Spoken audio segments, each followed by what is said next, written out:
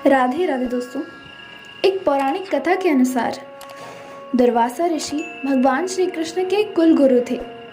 भगवान श्री कृष्ण दुर्वासा ऋषि का बेहद आदर और सम्मान करते थे। विवाह के बाद भगवान श्री कृष्ण को रुक्मणी को कुल गुरु का आशीर्वाद दिलाने का विचार आया। रुक्मणी की भी इच्छा जागृत हुई। शुभ मुहूर्त में भगवान श्री कृष्ण रुक्मणी को लेकर दुर्वासा ऋषि के आश्रम पहुंचे। दुर्वासा ऋषि का आश्रम द्वारिका से कुछ दूरी पर ही स्थित था।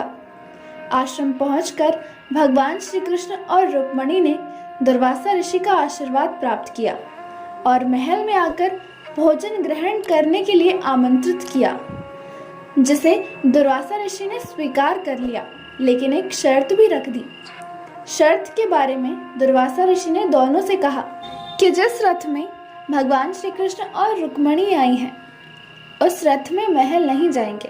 वे तभी महल में जाएंगे जब उनके लिए नया रथ मंगाया जाएगा। भगवान श्री कृष्ण ने रुक्मणी के मुख की तरफ देखा और दुर्वासा ऋषि के सम्मुख हाथ जोड़कर कहा कि गुरुवर, जैसा आप चाहते हैं वैसा ही होगा।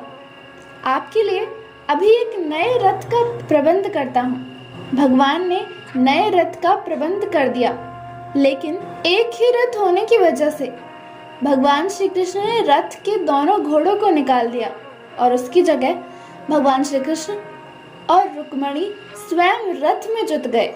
ऐसा करने के बाद दोनों ने दुर्वासा ऋषि को रथ पर आने के लिए प्रार्थना की। इसके बाद दुर्वासा ऋषि रथ पर सवार हो गए और भगवान श्री कृष्ण और रुक्मणी मिलकर रथ को खींचने लगे। लंबी दूरी तय करने के बाद रुक्मणी को प्यास सताने लगी।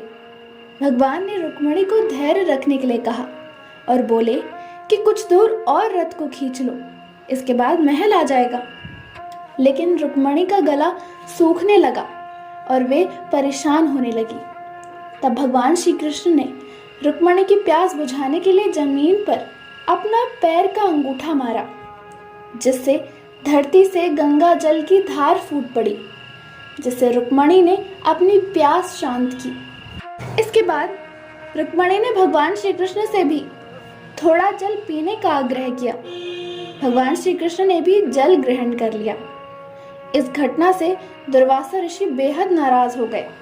वे क्रोध में आ गए और बोले कि तुम दोनों ने अपनी प्यास बुझा ली, लेकिन मुझसे पूछना भी उचित नहीं समझा। तब क्रोध में आकर दुर्वासा ऋषि ने भगवान श्री कृष्ण और देवी रुक्मणी को 12 साल तक अलग रहने का श्राप दे दिया। इस श्राप से दोनों बहुत दुखी हुए।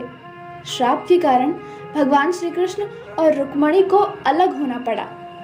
श्राप से मुक्त होने के लिए रुक्मणी ने भगवान विष्णु की कठिन तपस्या की, जिसके बाद वे श्राप से मुक्त हुई।